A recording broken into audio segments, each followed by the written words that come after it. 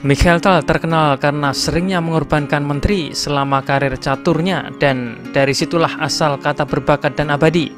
Tetapi permainan ini memang sangat istimewa, dan Tal sendiri mengatakan bahwa dia sangat menikmatinya karena pengorbanannya sungguh luar biasa.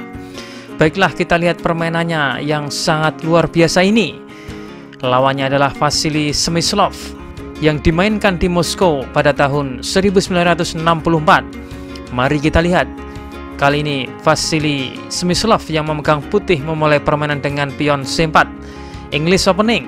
Tal merespon G6. Selanjutnya permainan berkembang dengan kuda C3, gajah G7, G3, dan pion C5. Smyslov mengembangkan gajah ke G2, diikuti Tal yang mengembangkan kuda ke C6. Setelah pion B3, Tal E6, diikuti gajah berkembang ke B2. Kuda E7 mempersiapkan rokade, dan kuda E4 ini sebagai langkah membuka konflik, menawarkan pertukaran gajah. Hitam menerima tantangan dan kuda merebutnya kembali. Tapi kuda ini menempati posisi yang canggung. Bukan ide terbaik menempatkan kuda di petak tersebut. Hitam melanjutkan rokade, putih E3 dan D5. Kuda F3, kuda F5. Setelah putih rokade, hitam pion B6. Dan kali ini kuda putih kembali melompat ke A4. Setelah gajah B7, terjadi pertukaran pion di petak D5, lalu D3, dan Tal menteri ke F6 mengambil kendali atas diagonal panjang ini. Menteri D2 yang menghubungkan kedua bentengnya. Kedua pemain lalu memainkan benteng ke tengah, tapi benteng menteri satunya agak bermain ke pinggir ke petak B1 dengan ide mendorong pion sayap menterinya. Kuda D6, kuda E1 membuka diagonal gajah dan mengubah rute kuda. Sekarang pion dalam keadaan tergantung, sehingga hitam memutuskan mendorong pion ini maju selangkah. Tapi putih menolak pertukaran pion. Menteri E7, kuda C2, putih bersiap menghancurkan sisi sayap menteri dengan dorongan pion B-nya. Hitam F5 untuk memulai aksi di tengah papan. Smyslov menerima pertukaran, berharap hitam akan memukul balik dengan pion atau kuda, dan setelah itu bisa memainkan benteng E8. Tetapi alih-alih merebut pion di F5, Tal memainkan kuda E5. Ini hanya menyerbu untuk menyerang sisi sayap raja, dan sekarang menawarkan pertukaran gajah. Sekarang putih harus berhati-hati. Jika sekarang putih pion makan pion, maka hitam akan menukar gajah. Raja makan, dan posisi raja putih sekarang sangat rentan karena hitam makan menteri B7 skak. Jika raja ke F1, maka menteri akan ke pojok, atau raja G1 akan kuda ke F3 yang menggarpu. Oke, kita kembali di partai aslinya. Smyslov memainkan pion F4 mengganggu kuda, dan sekarang Tal memainkan kuda F3 skak. Ini mengharuskan gajah mengambil kuda. Gajah merebut kembali, menyerang benteng. Benteng ke E1 menyerang menteri. Di posisi ini Tal memainkan langkah gila dan tak terduga. Menteri E2, menteri malah mendatangi pertahanan putih, menyerahkan diri. Ya, menteri dikorbankan. Tanpa ragu putih memakannya. Benteng memakan balik. Sekarang benteng ini menyerang menteri. Memang ini tidak menciptakan skakmat paksa, tapi pengorbanan menteri ini menciptakan posisi di mana sangat sulit bagi lawan untuk pertahanan yang tepat. Sekarang jika putih ingin menyelamatkan sang menteri sekaligus sang kuda, ia harus menarik mundur menteri ke C1. Tetapi sekarang benteng melakukan skak. Raja harus bergerak. Salah jika raja ke pojok karena akan skakmat. Maka raja harus ke F1.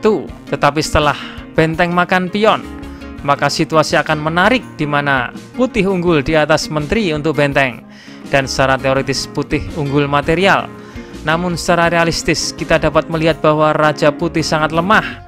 Ditambah lagi semua perwira putih berdiri tepat di sisi sayap menteri, jauh dari rajanya. Katakanlah sekarang putih memainkan pion makan pion G6, maka kuda F5 mengancam pion, dan katakanlah putih makan pion lagi, raja balik makan. Apabila menteri datang mengawal, maka benteng G8 meningkatkan serangan pada pion. Bisa terjadi juga benteng H1 yang mendapatkan menteri. Katakanlah sekarang putih memainkan benteng D1, tapi tipikal Tal tentu saja tidak mau mengambil menteri lawan. Ada langkah yang lebih indah, kuda makan pion G3 skak. Jika raja G1 maka akan skakmat. Oke, kita kembali ke permainan. Di partai aslinya, Smyslov menyadari bahwa posisi ini memang sulit. Apabila ia bersikeras mempertahankan menteri, dia dalam posisi sulit dan tertekan. Di partai aslinya, Smyslov memutuskan menukar menteri dengan benteng lawan hanya untuk menghentikan serangan hitam. Gajah mengambil balik, menyerang pion D3, dan permainan tiba-tiba berubah menuju permainan akhir. Dan lucunya, posisi pion di D3 ini tergantung tanpa rantai pion. Smyslov membelanya dengan kuda B2, pion makan pion F5, dan ini bagian menariknya. Smyslov dikenal sebagai pecatur yang ahli endgame, sedangkan Tal sebaliknya dikenal dengan pecatur menyerang dan penuh kombinasi. Mereka adalah yang terbaik di bidangnya, dan sekarang permainan mengarah ke permainan akhir, dan ini ranahnya Vasily Smyslov. Ia melanjutkan permainan benteng E1, ini memukul mundur gajah ke H5, dan sekarang putih memiliki kuda buruk. Sepanjang permainan putih selalu berjuang melawan kuda, dan sepasang kudanya tidak menempati posisi yang ideal. Karena itulah ia memainkan kuda C4, menukar kuda jeleknya. Tal menerima tantangan dan pion merebut kembali. Benteng E8 mengadu benteng, dan sekarang permainan mengarah ke posisi seri. Tetapi Tal mungkin menganggap bahwa dalam permainan akhir, gajah akan lebih kuat dari kuda. Putih raja F2, benteng makan benteng, dan di posisi ini benteng lebih menguntungkan daripada kuda. Apalagi bila gajah ini menempati petak C6, dia akan mengontrol papan secara luas dan serempak. Gajah dapat berdiri di sini dan menyerang dari berbagai arah, sedangkan kuda hanya dapat hadir di petak terbatas. Ini menjadikan gajah lebih kuat daripada kuda di posisi ini. Jadi ini bukan hasil seri. Hitam masih bisa bermain untuk menang. Dan di sini putih juga di persimpangan. Apakah mengambil dengan raja atau kuda? Oke, di sini Smyslov melanjutkan memukul dengan raja. Mungkin mengikuti prinsip di permainan akhir, raja harus mengarah ke posisi tengah. Raja V8, raja D2, raja E7, kuda E1, dan ini langkah yang sungguh aneh.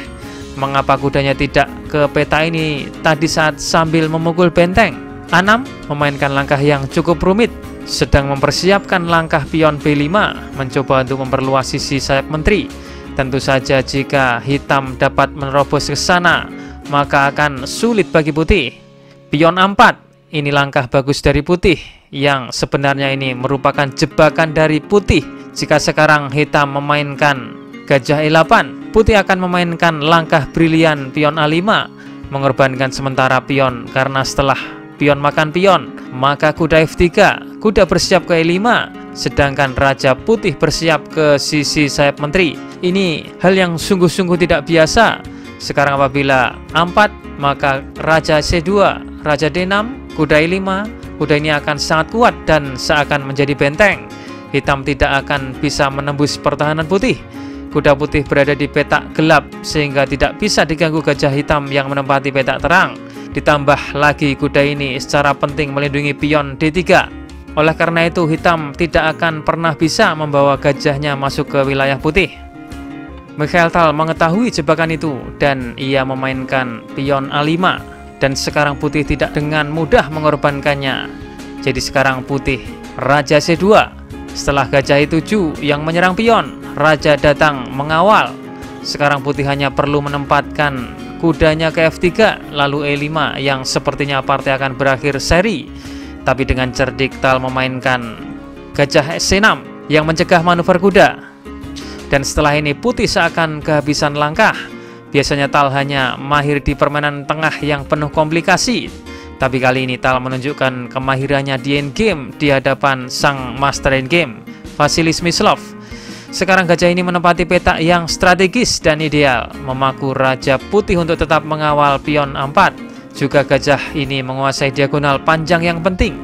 Kuda putih telah dijinakkan, jadi putih hanya bisa memainkan langkah menunggu raja A3, raja F6, dan raja hitam ini dalam perjalanan menghabisi pion putih. Raja B3, raja G6, raja A3, raja H5, dan ini kemudian putih mencegahnya dengan memainkan H3. Dan sekarang raja kembali mundur. Raja B3, raja G7, raja A3, raja F6, raja B3, gajah E8, kuda G2, gajah H5. Tal mulai memindahkan gajah ke sisi sayap yang berbeda secara cepat. Raja C2, gajah E2, kuda E1, gajah F1 menyerang pion, kuda F3, dan akhirnya pion ini kena juga. Putih tidak bisa juga memajukan pion H4 karena Raja Hitam bisa maju kembali untuk menghabisi pion putih. Karena itulah dia membiarkan pionnya gugur. Kuda G5 menyerang ganda, gajah dan pion. Gajah ke G2, kuda makan pion skak, Raja G7, kuda G5, Raja G6, Raja D2, gajah C6. Nah, inilah poinnya. Putih ditipu untuk bergerak ke sayap lain, tapi dengan cepat gajah hitam ini kembali ke tempatnya untuk mengancam pion yang semula dikawal raja. Inilah keuntungan gajah dibanding kuda, ia dapat berpindah jauh secara cepat. Raja C1, tapi Tal memilih gajah ke G2, Raja D2, Raja H5, membidik pion G3 yang sudah tidak berdaya. Kuda E6, Raja G4, ia mencoba melakukan serangan balik dengan kuda C7, tapi sebelum itu gajah kembali ke C6, kembali menyerang pion sayap. Setelah kuda D5, baru kemudian raja makan pion G3. Kuda E7 menyerang keduanya. Gajah mundur sebentar untuk mempertahankan pion, baru kemudian gajah meraih pion A4.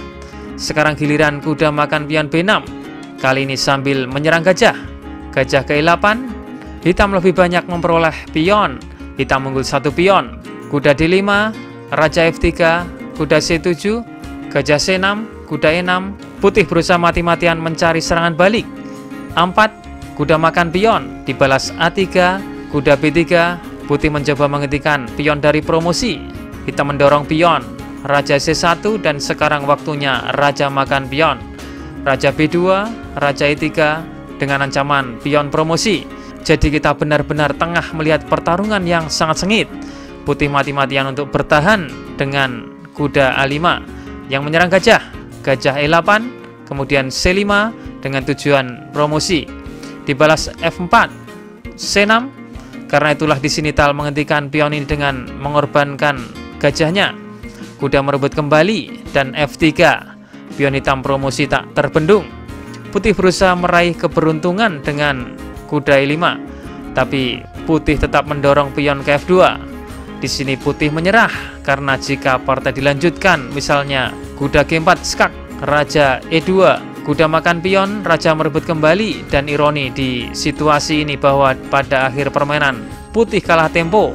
Raja makan pion, Raja E3, Raja B2, Raja hitam makan pion, Raja C1, dan tragisnya Raja putih kalah dalam posisi oposisi. Raja hitam berhasil mengoposisi Raja putih. Apabila partai dilanjut, Raja D1, Raja D3, Raja C1, Raja E2, dan pion hitam tak terbendung untuk promosi. Luar biasa dari Mikhail Tal.